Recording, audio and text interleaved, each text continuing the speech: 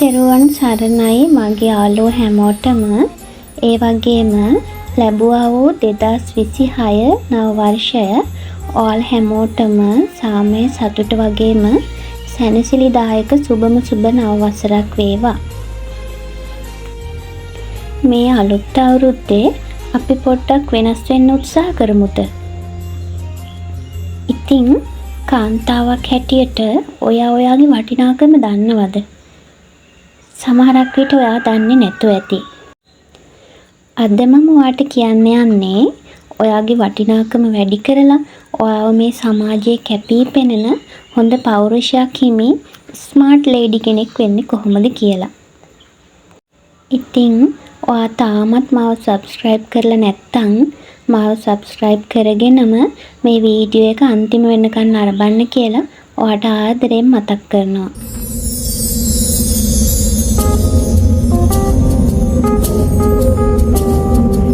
ඉතින් ඔයාලා වැරදියට නම් තේරුම් ගන්න එපා.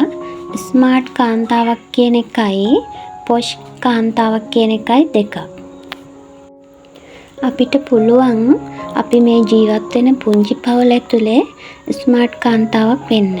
ඒකට මහ ගොඩක් සල්ලි වියදම් කරන්න ඕනේ නම් නෑ.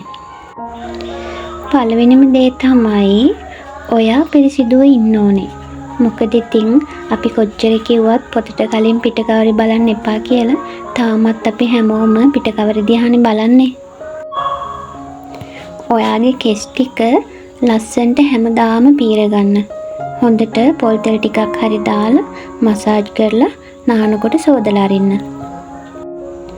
අපේ ශරීරයේ තියෙන අනවශ්‍ය රෝම ඉවත් කරන ක්‍රම දැන් ඕනේ තරම් තියෙනවනේ. ඒ ක්‍රම වලින් ඔයාට පහසු ක්‍රමයකට ඔයාගේ අනවශ්‍ය රෝම ඉවත් කරගන්න.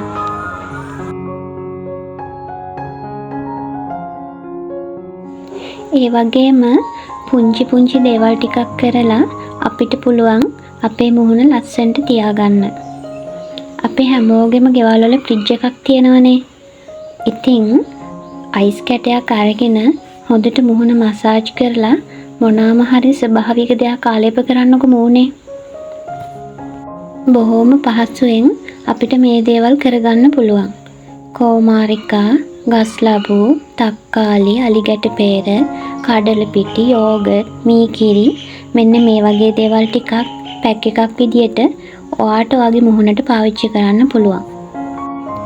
ඔයා කුරුලෑ සහිත මුහුණක් තියෙන කෙනෙක් නම් ඒවටත් දැන් ස්වභාවික ප්‍රතිකාර තියෙනවා.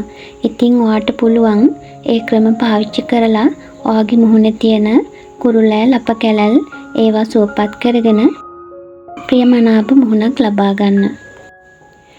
ඔයා ගෙදරින් එළියට යද්දී ලස්සනට පිළිවෙලට යන්න පුරුදු වෙන්න. සමහරක් විට ඔයා හිතයි අනේ ඉතින් කවුරු මාව බලන්නද කියලා. මම දැන් වයසයි කියලා. එහෙම හිතුවොත් නම් ඔයාට කවදාවත්ම බැරි වෙයි ස්මාර්ට් ලේඩි කෙනෙක් වෙන්න. කවුරු ඔයා දිහා බැලුවත් නැතත් ඔයා ඉන්නවනේ ඔයාව බලන්න.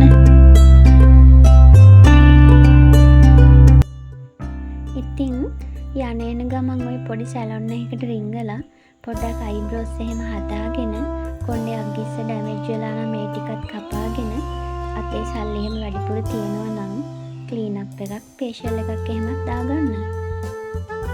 තව දෙයක් තමයි පුංචි සරල මේකප් එකක් තනියෙන්ම කරගන්න ඔයාම හුරු වෙන්න. ඒක ප්‍රොෆෙෂනල් මට්ටම එකක් වෙන්න ඕනෙම නැහැ.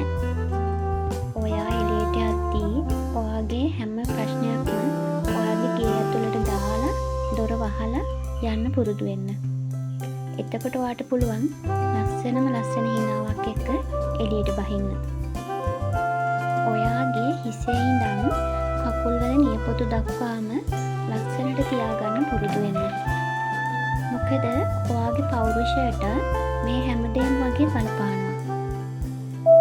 ඔයා දැකලා ඇති සමහර අයගේ මුහුණ හරියම ලස්සනයි. ඒත් අමතක වෙලාවත් අපියාගේ කකුල් දෙක බැලුවොත් ඔයාට තේරෙයි මම මේ කියන්නේ මොකක්ද කියලා. ඒ නිසා මේ පුතු ටික ලස්සනට කපලා කියුටෙක්ස් ටිකක් ගාලා ලස්සනට ඉන්නකෝ. ඔයාගේ විලුඹ පැල්ලිලා ඉරිතලලා එහෙම තියෙනවා නම් ඔයාට පුළුවන් පුංචි පුංචි දේවල් ටිකක් කරලා ඒව සූපත් කරගන්න. එතකොට තමා ඔයා සෙරෙප්පුවක් දැම්මත් ඔයාගේ කකුල අනිත් අයට ලස්සනට පේන්නේ.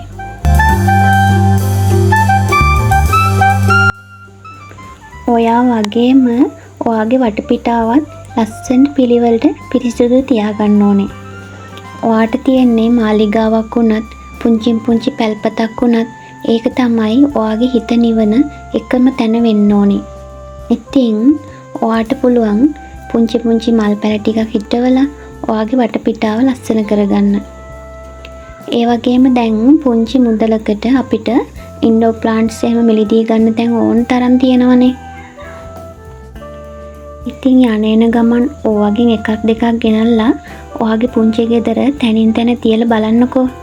ඔයාටම තේරෙයි කොච්චර ලස්සනද කියලා. ඔයාට විවේකයක් ලැබුණාම ඔයා මොනා කරන්නද ආස? එයා ගෙදරට දුවලා තේ කෝප්පයක් බොන ගමන් ඕපදූපයක් කියන්නේ නේද? ඔයා එහෙම කෙනෙක් නම් අද ඉඳන් ඒ පුරුද්ද නවත්තන්න. ඔයාට පුළුවන් සල්ලි තියෙන වෙලාවක පොතක් දෙකක් අරගන්න. එහෙම ඔයාට සල්ලි වියදම් කරලා පොත් ගන්න අපහසුයි නම් ඔයාගේ ප්‍රදේශයේ මහජන පුස්තකාලයක් ඇති. එතෙන්ට ගිහිල්ලා ඔයාට පුළුවන් පොත් කීපයක් සතියකට ලබා ගන්න.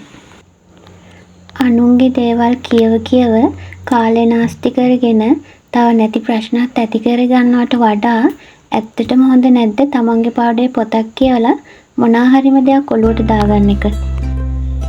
එහෙනම් මම මේ කියපු පුංචි දේවල් ටික ඔයාගේ ජීවිතේට ලං කරගන්නකෝ.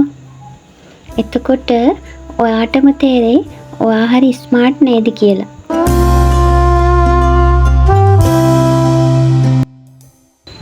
තව හුඟක් දේවල් තියෙනවා ඔයාට කියන්න. මම ඒ දේවල් ඊළඟ වීඩියෝ එකකින් ඔයාට අරගෙන එන්නම්. ඉතින් දිගටම මගෙත් එක්ක රැඳිලා ඉන්නකෝ. ඔයාලා හැමෝටම මුත්සරණයි.